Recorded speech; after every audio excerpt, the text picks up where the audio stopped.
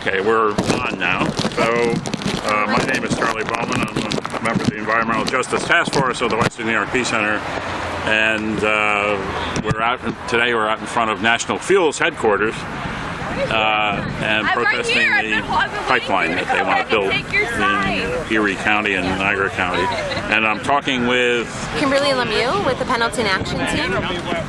Okay. And why are you here today? I'm here today in protest of the 22,000 horsepower gas compressor station that's proposed to come to Pendleton.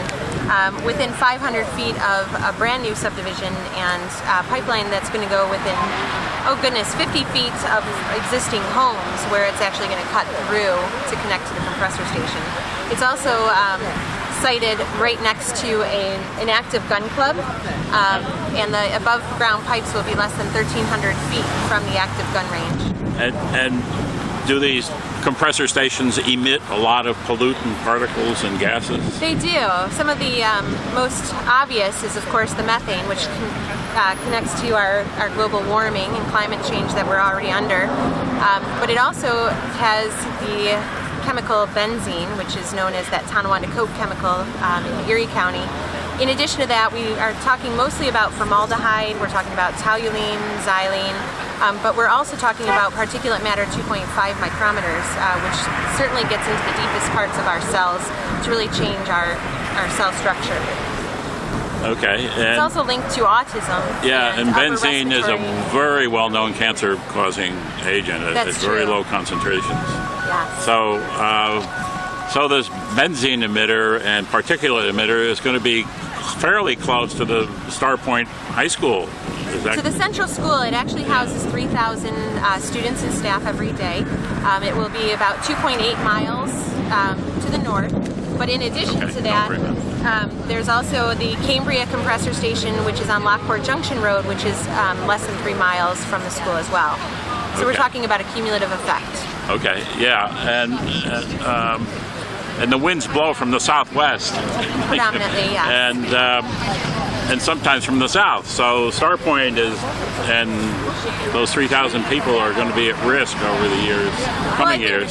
The biggest part that a lot of people don't realize about Pendleton, and yes, the winds are predominantly from the southwest, is because we have two ridges. We have a Bear Ridge and a Beach Ridge.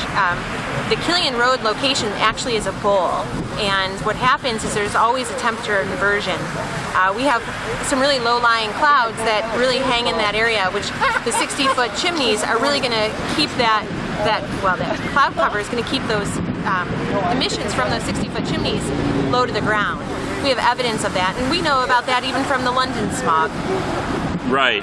And so this is going to be located in a bowl, and on very still days, the particulate and the gases are going to accumulate for people who live in that bowl too. I mean, they live. How many Pendleton residents live there in the bowl? Oh goodness, we have many concentrations of subdivisions, and even some that are already in existence.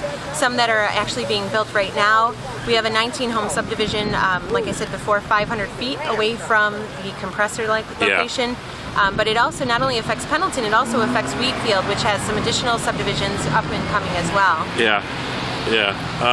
Now, you're a mom. I am. And do you have any concerns as a mother? Well, I'm a mom and a teacher. Okay. So you're teaching at Star Point? Not at Star Point, in a different district. But really, when you start to look at where the air intake comes from, fresh air intake in schools traditionally, because they're not air conditioned, of course, the windows. But also during the cold months, we have air intake at the ground level. So we're really looking at that fresh air coming at the ground. Well, we know that the chemicals that are being emitted from the compressor station seek ground. Yeah, methane is heavier than air, as I understand it. Correct, and benzene as well, right? Yeah, so, right. Certainly, we're looking at that. We're looking at the health of that. We're also looking at how benzene relates in water. We have a lot of swimming pools in our town, and when you think about how benzene sits in the water, it's not water soluble from my understanding. I'm not a chemistry teacher. Right. No, it's a non-electrolyte. So. Yeah, so you're looking at the skin absorption when children swim. Right. Not only we have our youngest, but we also have our most elderly. With all these chemicals, certainly we're going to see an increase in upper respiratory diseases. It's going to take a longer recovery time. But in addition, we're going to see a higher incidence of leukemia in children and also with asthma. So basically, National Fuel and fossil fuel companies in general are earning profits, and they don't have to pay for the healthcare costs of the Pendleton residents. These external costs that are caused by the pollutions, the investors who own the companies don't have to pay for the healthcare, your healthcare. The families, that cost is offloaded onto the families. Is that correct? That is correct.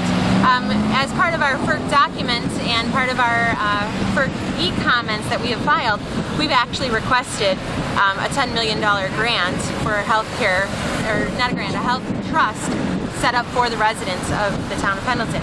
Now, do I think that FERC is going to give that? No.